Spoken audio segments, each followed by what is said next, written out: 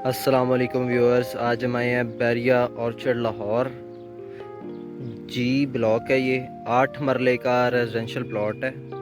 Possession और utilities के charges paid हैं इस प्लॉट के अंदर। जैसा कि आप देख सकते हैं बिल्कुल ग्राउंड लेवल का प्लॉट है, डीप नहीं है बिल्कुल भी। अभी मैं आपको इसका 360 डिग्री व्यू दिखाता हूँ। डीपी पोल क्लियर है,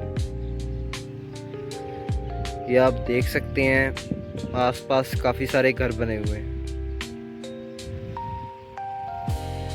बहुत ही इजी एक्सेस है मेन बुलवार्ड से। अगर आपको बैरिया टाउन और बैरिया ऑर्चर्ड के मतलब कोई भी इंफॉर्मेशन चाहिए हो तो आप हमसे स्क्रीन पर दिए गए नंबर पर रब्ता कर सकते हैं। Don't forget to like, comment and subscribe to my channel, press the bell icon. मिलते हैं आपसे इंशाल्लाह नेक्स्ट वीडियो के अंदर। तब तक के लिए अपने होस्ट को इजाज़त। टेक केयर, अल्लाह हाफिज़।